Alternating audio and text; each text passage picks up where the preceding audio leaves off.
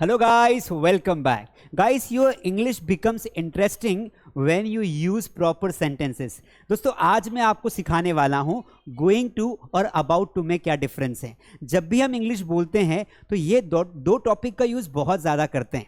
कई बार आप फ्यूचर में बात करने के लिए आप ये बोलते हैं, अरे मैं तो कार खरीदने वाला हूँ, मैं ना इंग्लिश सीखने वाला हूँ, बस मैं खाना ही खाने वाला हूँ, अरे वो तो आने ही वाला है, हम नया मकान बनाने ही वाले हैं, मैं एग्जाम देने ही वाला हूं।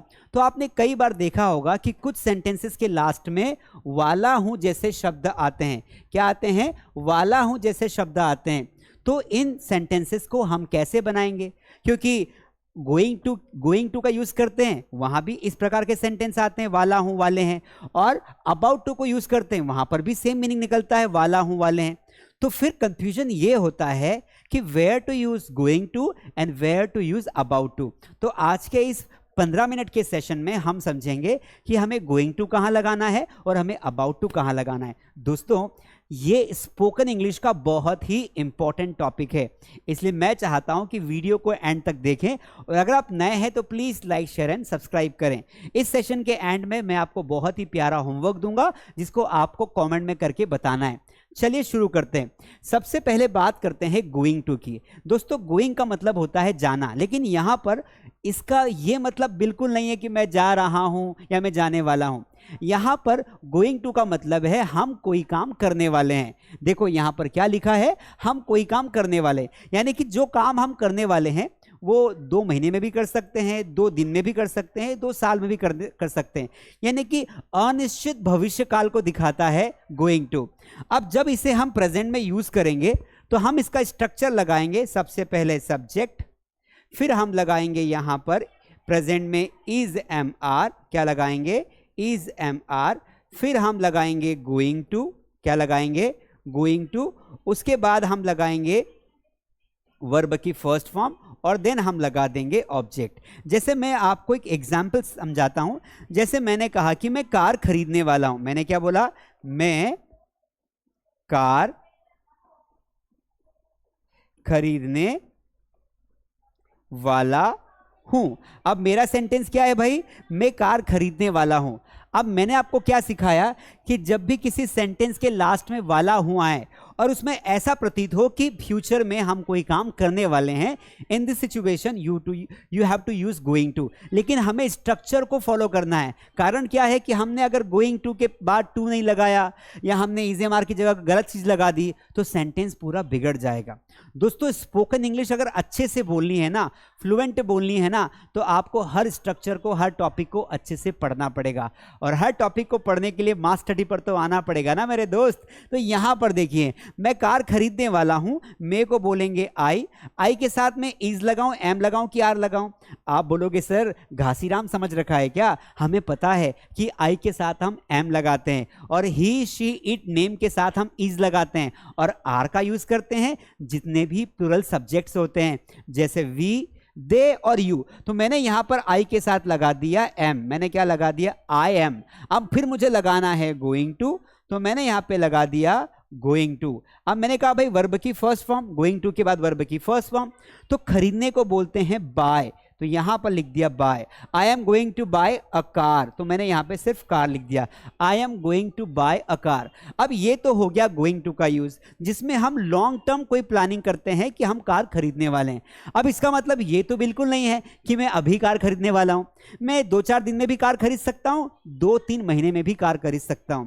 तो कंसेप्ट क्या बोलता है कि जब आप गोइंग टू का यूज करते हैं तो आप गोइंग टू का यूज उन सेंटेंसेस के लिए करें जिनमें हम ये बात करते हैं कि हम भविष्य में कोई काम करेंगे, लेकिन कब करेंगे ये हम नहीं बता रहे हैं। अब बारी आती है अबाउट टू की। अबाउट टू में आप एक वर्ड देखिए, ये वाला वर्ड है करने ही वाले हैं, कोई काम करने ही वाले हैं, यानी कि ऐसे काम जो आप निकट भविष्य में यानी कि नियर फ्यूचर में करने वाले हैं। तो ऐसे सेंटेंसेस को बनाने के लिए हमें क्या करना पड़ेगा? सबसे पहले हमें लगाना है सब्जेक्ट, फिर यहां पर हम प्रेजेंट में लगा देंगे वही इज एम आर, ये प्रेजेंट के लिए है। फिर यहां पर हम लगा देंगे अबाउट टू, फिर हम लगा देंगे वर्ब की फर्स्ट फॉर्म, और फिर हम लगा देंगे ऑब्जेक्ट। तो हमने कोई चेंजेस नहीं किया।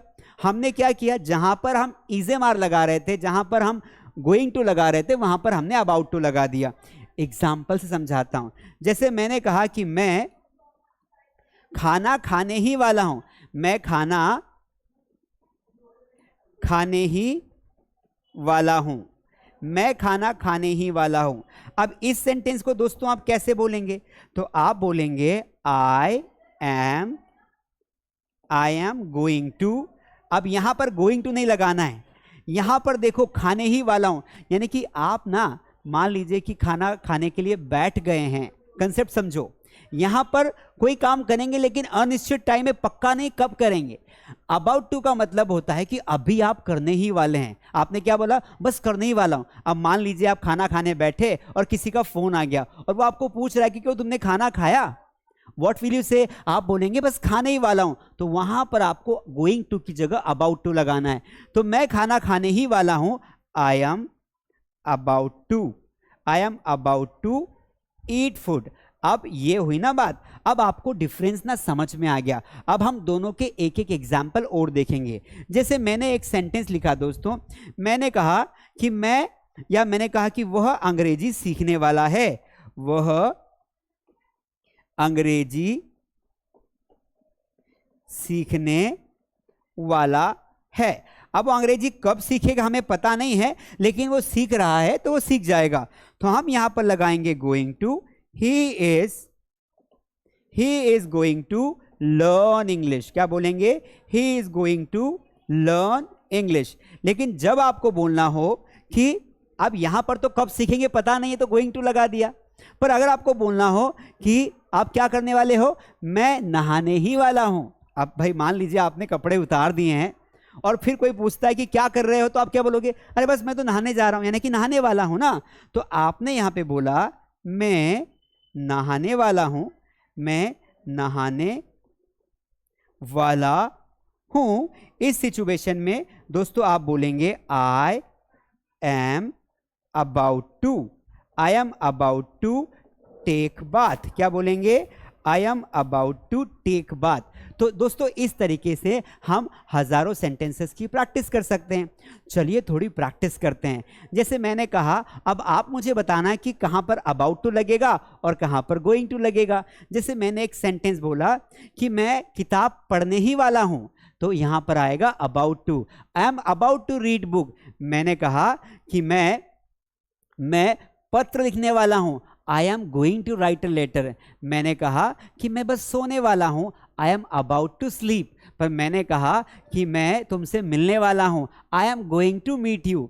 तो ऐसे काम, सोने वाला हूं, खाने वाला हूं, पीने वाला हूं, यहां पर ऐसे सेंटेंसेस में आपको अबाउट टू का यूज करना है। किसका यूज करना है? अबाउट टू का। और ऐसे सेंटेंसेस जिनमें आप कोई काम करेंगे लेकिन टाइम का फिक्स नहीं है, वहां पर आप लगाएंगे गोइंग टू। समझ में आया? जैसे मैंने कहा कि मैं क्या करने वाला हूं, मैंने कहा कि मैं कपड़े धोने वाला हूं, I am going to wash clothes. पता नहीं कब धोऊंगा। मैंने कहा कि मैं घर सजाने वाला हूं, I am going to decorate home. मैंने कहा कि मैं डांस करने वाला हूं तुम्हारी शादी में, I am going to dance in your marriage. अब एक और इंपॉर्टेंट बात आपको बता देता हूं दोस्तों, गोइंग टू को शॉर्ट फॉर्म में गोना भी बोलते हैं। जो गोइंग टू होता है ना, इसको शॉर्ट फॉर्म में कुछ लोग क्या बोलते हैं? गोना। क्या बोलेंगे? गोना। I am gonna. जैसे मैंने कहा कि मैं गाना गाने वाला हूं, I am gonna Singh a song. मैं अंग्रेजी पढ़ाने वाला हूं, I am gonna teach you English. तो गोइंग टू को आप गोना भी बोल सकते हैं। अब यहां पर हमें एक बात ध्यान रखनी है कि जिस तरीके से हमने प्रेजेंट में इजेमार और यहां पर भी इजेमार यूज किया, इसी तरीके से अगर हम चाहें तो जब हम गोइंग टू को पास्ट में पढ़ेंगे ना, तो हम क्या कर सकते हैं बेटा? हम यहां पर वॉज वर्ब का यूज कर सकते हैं। तो चलिए, अगर आप यहां तक आ गए हैं तो प्लीज लाइक करें, फिर मैं आपको बहुत प्यारा सा होमवर्क दूंगा जो आपको मुझे कमेंट में करके बताना है। तो जब आपको यह बोलना था कि कोई काम करने वाले थे, वहां पर आपको वॉज वर्ब लगाना है। तो यहां पर देखिए पास्ट में हम कैसे बनाएंगे। जैसे मैंने कहा कि मैं तुम्हें आमंत्रित करने वाला था, मैं तुम्हें आमंत्रित करने वाला था, मैं तुम्हें आमंत्रित करने वाला था। तो यहां पर जो पास्ट आ गया ना, इसके लिए आपको वॉज वर्ब लगाना है। I was going to invite you. I was going to invite you. तो आई बात समझ में, अगर प्रेजेंट है तो गोइंग टू के साथ इज एम आर लगाना, और अगर पास्ट है तो गोइंग टू के, अगर पास्ट है तो गोइंग टू के साथ वॉज वर लगाना। अब यहां का एग्जाम्पल देखते हैं पास्ट में। जैसे हम बोलते हैं ना, अरे मैं तुम्हें बताने ही वाला था, कैसे बनाएंगे जरा बताओ जरा, मैं तुम्हें बताने ही वाला था। क्या सेंटेंस है दोस्तों, मैं तुम्हें बताने ही वाला था, है ना। कई बार हम कुछ बातें छिपा के रखते हैं और जब वो बातें ओपन हो जाती है ना तो हम क्या बोलते हैं, अरे तुम्हें तो बताने ही वाला था।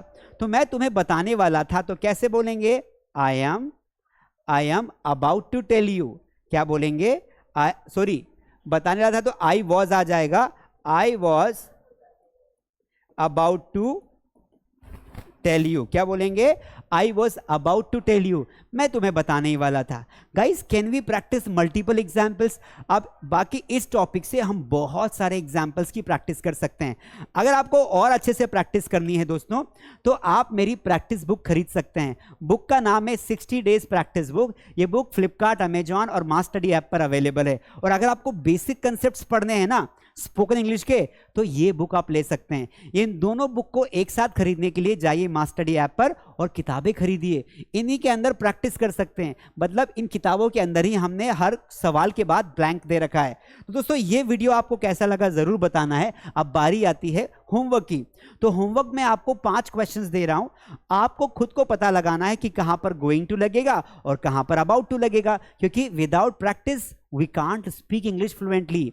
क्योंकि किसी ने कहा है practice makes a man perfect. तो चलिए लिखिए पहला सेंटेंस। पहला सेंटेंस है मैं तुम्हें बर्थडे विश करने वाला हूं। दूसरा सेंटेंस है मैं चाय पीने ही वाला हूं।